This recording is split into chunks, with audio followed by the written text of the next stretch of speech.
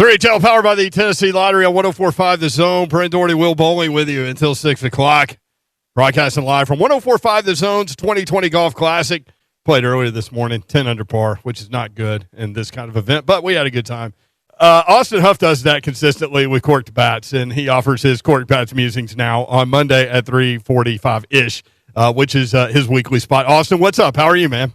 I'm doing well, doing a lot better than the AFC South rival to the South, I guess I should say, right? Yeah, isn't it great that they had a jersey reveal this past year or last year for their new uniforms, and I think every single person they marketed in that jersey reveal is now playing elsewhere. Right. Yeah. Not a single person left. It's almost like a death list. Like, have you guys ever seen the movie Final Destination? Yes. Uh-huh. Yeah. Like for anyone who hasn't seen it, some kids, they cheat death and then death ultimately comes for them anyway. That's the Jaguars roster right now. Like, if you're still on there, you better watch out because the Jags will take you out. And of course, the Jags are fittingly death in that analogy. But yeah, over the weekend, they trade Yannick Ngakoue to the Vikings. And Yannick obviously wanted to be in Jacksonville as little as the Jaguars franchise wants to be.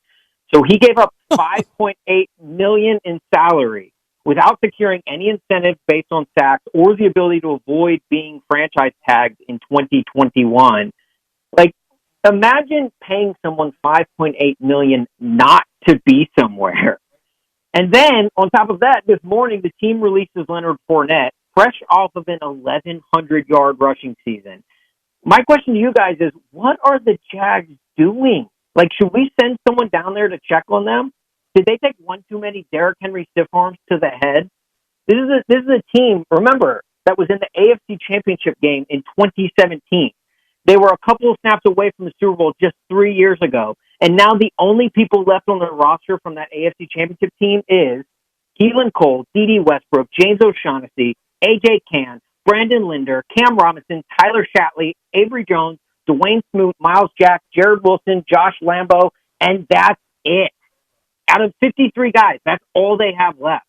Like, imagine the Titans in 3 years from now, off of their AFC Championship team, having nobody but like Khalif Raymond or Jayon Brown or Roger Stafford and I don't know, Mike Vrabel's kid who was pooping during the draft. Like, that's it. Like, that's all they have left.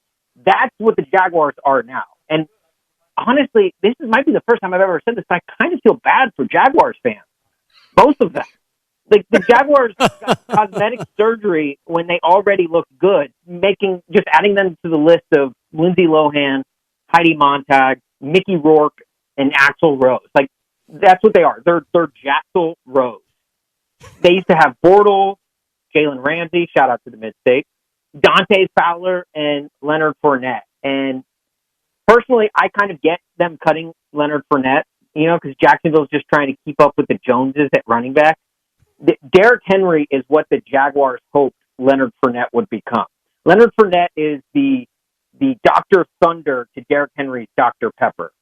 He's the bagged cereal version, Derrick Henry, sitting down there on the bottom shelf. Like, Derrick Henry is what you ask your mom for when you're at the store, and she says, no, we have Derrick Henry at home. And then when you get home, it's just Leonard Fournette. Like, you're like, Mom. Like, that's not what Leonard Fournette is the rose art to Derrick Henry's Crayola. Okay? But look, at least the Jaguars handled Fournette's departure with tons of class. I'm sorry, wait, what's that? Oh, they didn't? Head coach Doug Marrone said, and I quote, "We exhausted all trade opportunities. We weren't able to get anything there.